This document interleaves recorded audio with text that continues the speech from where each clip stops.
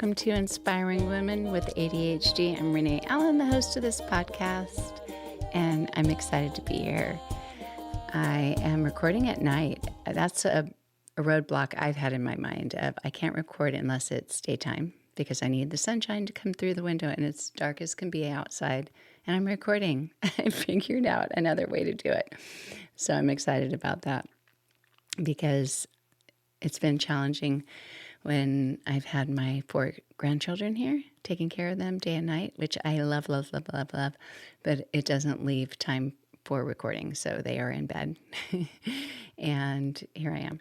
But thank you so much for being here. I'm going to talk a little bit more about things that we want to do and what gets in the way of things that we want to do. And in particular, when a project, a task, your goal is just too big. It just feels too big, or maybe it really is too big, and what you can do about that.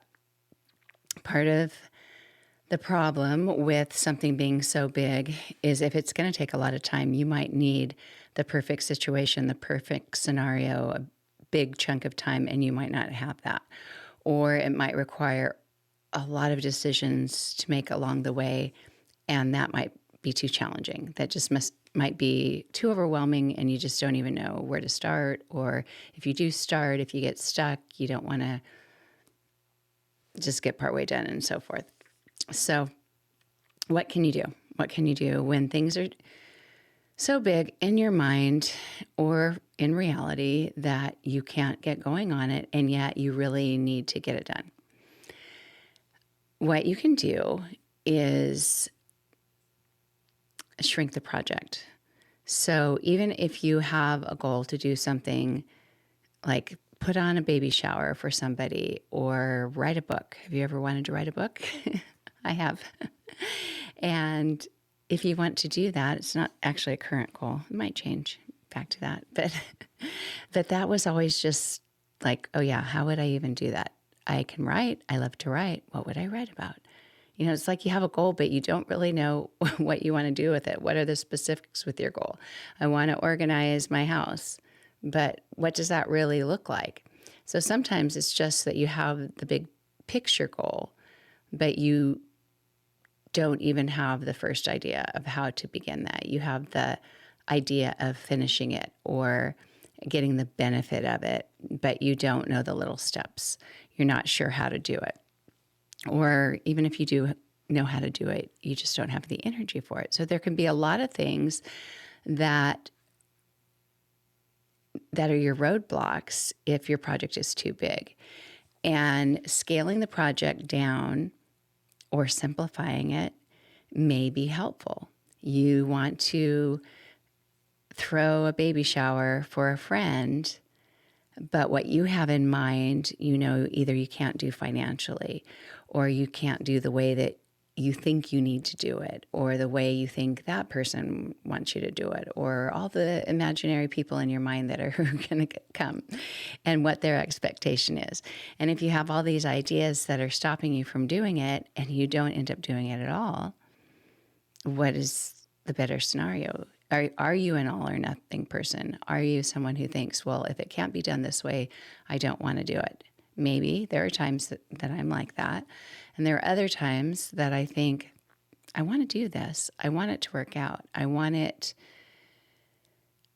I want the outcome. I want that person to feel cherished, or that person to get to be surrounded by friends and loved ones and have a baby shower, or whatever that is. I want to have people in my home. I want to host this event. And if you do, scaling it down, simplifying it, looking at all the ideas that you have and seeing what is more realistic, what is still doable and will still be nice, but doesn't have to be so expensive or so time consuming. There may have been a time of your life that you did have the energy or the patience or the time to do something on a bigger scale. And maybe now it isn't the same. And maybe you still have the same expectation, but you don't have all those other resources that you once had. And just noticing that and giving yourself permission to not do it quite so big can be really beneficial. You could give yourself that break of not having to do something quite so big, or not having to do it in the way that you have in your mind, or that you think, or that you feel some kind of pressure to do. So just scaling it down can reduce the overwhelm of what you think it needs to be. It can take off all that pressure. You can also feel better about yourself because you can actually accomplish something, and it can still be nice, but it doesn't have to be done to that level. And something that's not as big, maybe as putting on a party or something, like just reorganizing the kitchen or something like that. You want to, you don't like how far you have to walk to put the silverware away as you unload the dishwasher, or how far you have to take the plates to the table. Or I don't know if you ever run into things like that, where you initially set it up and then later think, this isn't actually functioning, isn't set up in a functional way. If you're picky about things like that, I can be picky about things like that. And I'm always looking for ways to improve. When I used to work in an office, I would think, maybe I should have the drawer for this file closer to where I'm on the computer so I don't have to walk across the room. It's not that I'm lazy about walking across the room, but when you want to be able to be more productive, or be able to, I guess, just feel a little more organized in the process, or streamline the process, then you might need to redo it. And scaling down the idea of that can be helpful, meaning that you don't have to get it all done at once. You might just take care of this part of the kitchen, or this part of the office, or this part of your closet, and you work on that one drawer or that one cupboard, or just reducing the clutter, going through and getting rid of things first, and then seeing, well, maybe it will work. Now I have more room to do this here or there. And so just letting go of the idea of this needs to be a full Saturday project or a full weekend project, and just working on it for an hour. And it just gives you also the opportunity, if you start smaller, to improvise as you go, to build on it as you go. You start simple, and you might add on more later, or you might feel like, this was actually plenty. I didn't need to do as much as I initially thought. This is just great. And then you have more time. You haven't had to spend forever on that, or creating a bigger problem by having to move other things out of your schedule, or not do other things that might need to be done on top of that. But yeah, so there's just a lot of things, like, instead of I'm gonna start a new business, and maybe you will start a new business, but maybe you can't start a new business in a month. Maybe you can't do it in a weekend. I don't know who thinks they can do it in a weekend, but maybe somebody does. But you might just do one thing. You might just come up with a business plan, or set up a website, and that could take a month. It really could. There are a lot of things that take longer than what people promise they can be done in. Or if you feel like, I need to do an hour-long workout every day this week, instead you just decide, I'm going to walk into the gym every day this week.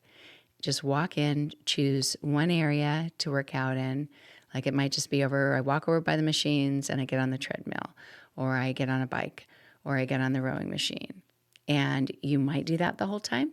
You might not do it for a full hour. It might be 20, 30 minutes. And then you think, I think I'll go lift some weights, or I think I'll go stretch. And you take off the pressure of doing the big goal that you had. It doesn't mean that you can't do that eventually, especially if you really love it. But if that is getting in the way of you actually doing it because you think, I don't know if I can do that, and it just sounds too daunting, then simplify the goal. Redefine what the goal is, what the end goal is, and it might turn out that you are there for a full hour. It might turn out that you're just in there for 20, 30 minutes. But at least you get some exercise and you're able to complete that. instead of going on a big hike. I want to hike this mountain. You might do that sometimes, but other days you might just go for a short walk in your neighborhood. Just walk out the door and start walking and see what happens. Sometimes it's hard to simplify. That does involve making decisions, which could be challenging when you have ADHD. But if you even just take it and cut it in half and try doing half of it, or cut it in half and then cut it in half again, just doing, a pinch of it, a step of it. And even ask yourself, what is the tiniest task that I can take out of this, and just work on that. And you might really enjoy doing that. It might build from there, or that might be plenty. And then you can feel good about yourself. It gives that increase of dopamine of, yay, I got this done. I got this tiny task done. I got this small step done. And that is great. So another thing, setting a time frame, like I'm going to, just like I said with the gym before, I'm going to walk in the gym. That's just a tiny, tiny task, right? I'm going to drive to the gym. I'm going to walk to the gym. And then I'm going to stay for 20 minutes. I'm going to stay for a half hour.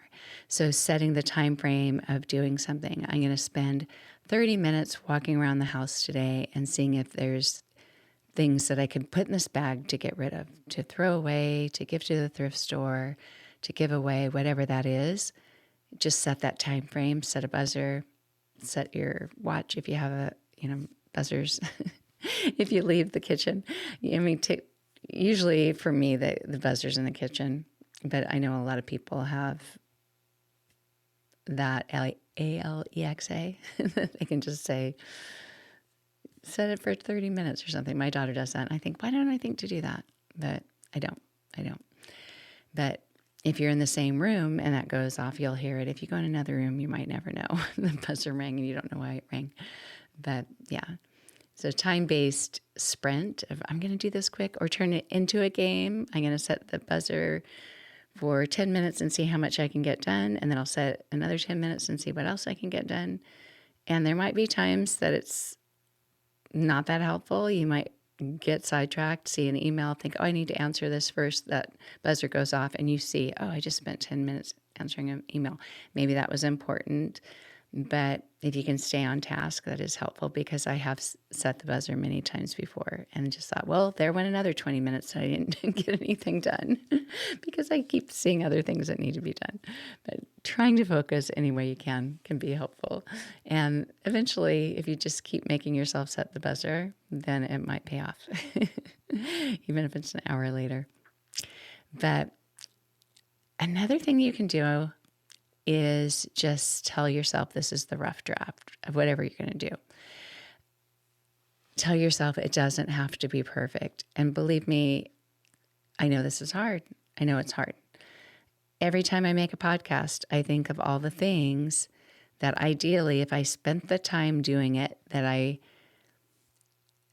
is required to meet my expectation. Most of the time I wouldn't be recording a podcast, because I'd see something that I just think, no, I can't release that because of this, or I should do it over because of that, or I should spend more time with whatever it is. If I don't have the time to do it, I need to tell myself it's okay to do it the way it is now, and later you can change it. You can get better at it as you go. Thank you for being patient with me on that. But also just recognizing that perfectionism doesn't matter to as many people as you may think.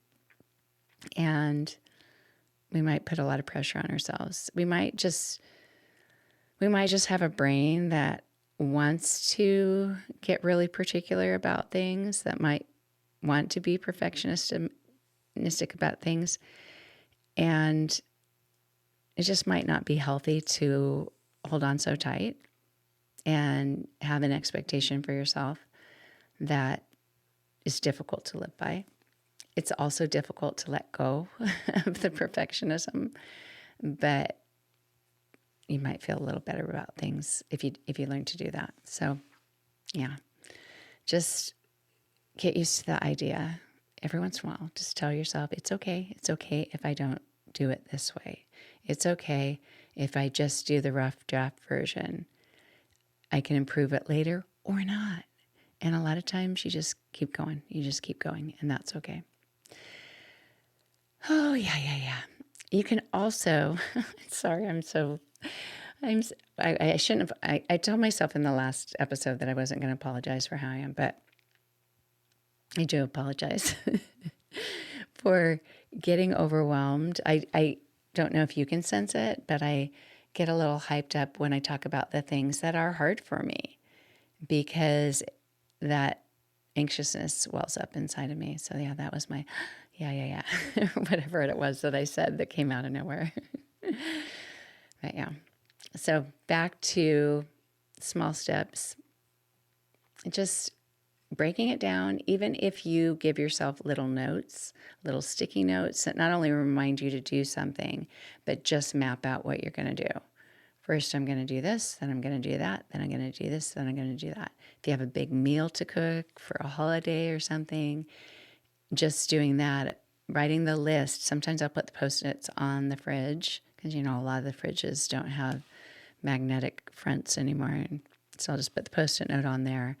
That reminds me not only of what I plan to make, but helps me see it so I can just go, okay, this, then this, then this, then this. And it breaks it into those tasks, and it's easier to manage as I go instead of walking around like, the chicken with its head cut off, like, what am I doing next? What am I going to do next? So anyway, yeah, you don't have to climb the mountain every single day. You don't have to do the big, big thing.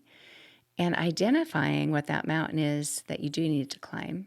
There may be times that you do need to climb a mountain, but not giving yourself so many to climb. I said this to my mom when I was visiting my mom and dad recently because I was helping him with a lot of very difficult tasks. They had just moved. They lived where they lived for 30 years. It's not where I grew up, but they were moving away from friends and loved ones and adjusting to living in a house with my brother while they're trying to sell their house and buy a house. And I was there mostly helping with all the bills and organizing what's paid, what's not paid. Can I get you set up online? They weren't set up online with hardly anything. And helping them see that that was a better way, all these things. And at one point, my mom came in and she was telling me about something that was becoming a big thing in her mind. I have no idea even what it was anymore. But I said, Mom, and I wasn't trying to discount what she was worried about, but I was trying to give her the perspective that this doesn't need to be so big. And I said, Mom, you have a lot of mountains to climb. Don't make this one of them. And it just came out of nowhere. But when I said it, I realized we often do that. We have real mountains to climb. We have things in life that are difficult. And if we have the power to take something that doesn't have to be that difficult, whether it's a task you need to do or a problem you need to solve or something you are emotionally involved with that maybe you can back away from and tell yourself it doesn't matter that much. Do I need to be as involved in this? Do I need to go so deep with this and have this take over my life right now? And if the answer is no, this doesn't need to be a mountain to climb, then don't make it a mountain. Make it a tiny little step. Make it a little leap off the porch and don't trip on it. That's how I've tripped a few times. But yeah, make it a safe leap off the porch and not a big mountain to climb. Yeah. Thank you so much. I know my episodes have been a little bit shorter lately, or maybe a lot shorter lately. And that is because life picks up. It sure does. It sure does. I am loving taking care of my grandchildren. It's bringing back so many fantastic memories for me of being a young mom, even though I'm not nearly as young, twice as old as I was when I had my fourth child. But I am loving it. It just doesn't allow as much freedom for being on here. Next week, I'll have short episodes too, hopefully 2 of them. after that, I'll be back home with just my normal life without my grandchildren. Next week I'll be with them, but hopefully I'll get some recorded before then. But thank you so much. And I'm getting closer to having my website built. That has definitely been a mountain to climb, but I'm starting to make my way through it, breaking it into tiny tasks so it's not so overwhelming. Yeah. Getting past those big things or those things that are big and just kind of taking it into chunks. You can't eat something gigantic all at once. You have to take tiny bites to be able to eat it, digest it, and maybe not eat it all in one day. So that is my little bit of advice for today.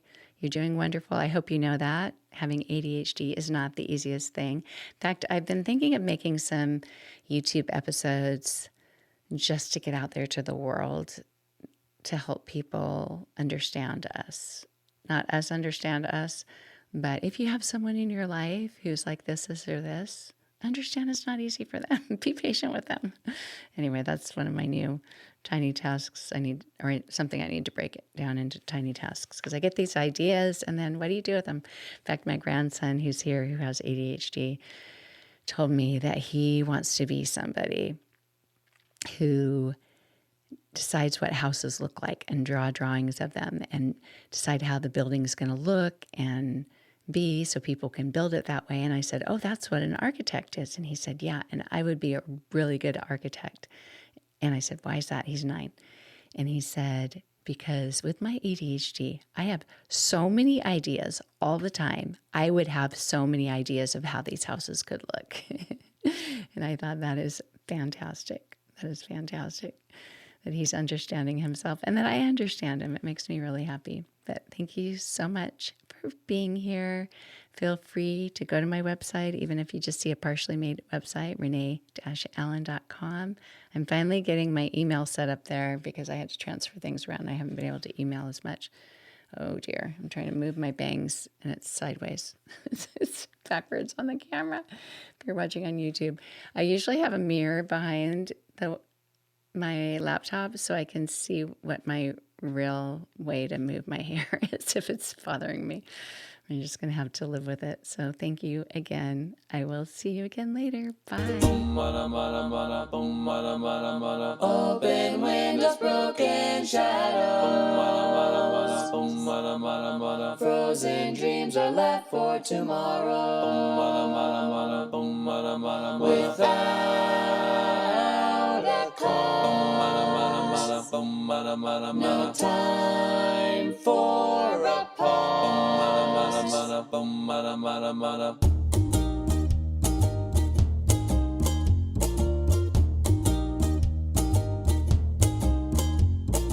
Rewind, I've run out of time to sing melodies and harmonies. I'm cut short, the silence of sound has yet been found, but not by me.